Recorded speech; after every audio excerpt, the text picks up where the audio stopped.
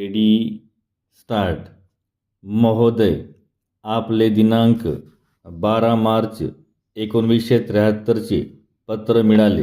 दिनांक 1 मार्च 1974 पासून आमच्या कंपनीतील कामगार अनधिकृत, असमर्थनीय व बेकायदेशीर संपावर आहेत.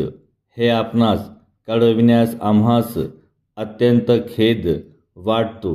कामगारांच्या मागण्याबाबत आमच्या कंपनीने नेहमीच उदार धोरण स्वीकारले आहे. त्या धोरणास अनुसरूनच आमच्या कंपनीने कामगारांच्या युनियनबरोबर एक करार केला होता. तो करार या वर्षाच्या अखेरीस संपुष्टात येत आहे. या करारानुसार थोडकी नव्हे तर 33% पगारवाढ आणि इतरही अनेक लाभ कामगारांना देण्यात आले. याखेरीज कायद्यानुसार असलेल्या कमाल 20% बोनसखेरीज आणखी 17% बोनस कंपनीने कामगारांना दिला आहे. म्हणून एकूण 37% बोनस कामगारांना देण्यात आला आहे. भारतात देण्यात येणाऱ्या अशा रकमांमध्ये हे प्रमाण बहुधा सर्वात जास्त असेल असे आम्हास वाटते.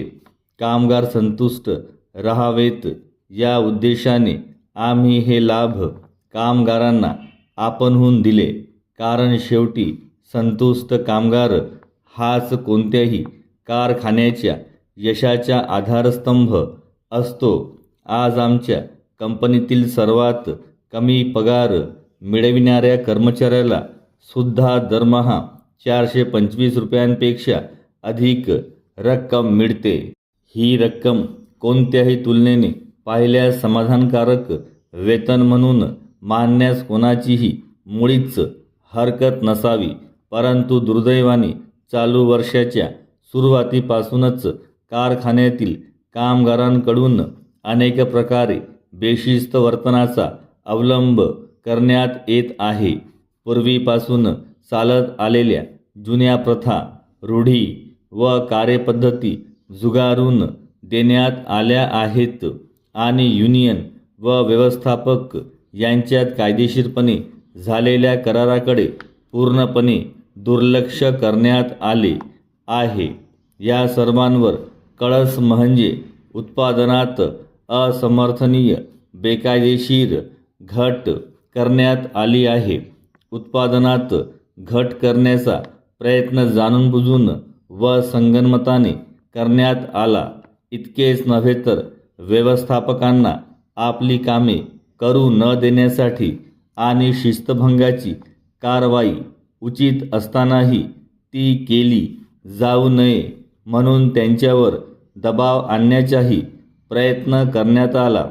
वरील परिस्थितीतही वादग्रस्त प्रश्नावर चर्चा करून ते सोडविण्याचे शक्य ते सर्व प्रयत्न करण्यात आले. परंतु दुर्दैवाने त्यांचा उपयोग झाला नाही. म्हणून ज्यांनी शिस्तभंग केला व उत्पादनात जाणून-बुजून घट केली त्यांच्याविरुद्ध कारवाई करणे कंपनीला भाग पडले. या कारवाईचा नक्कीच काहीतरी चांगला परिणाम होईल. आपला विश्वासू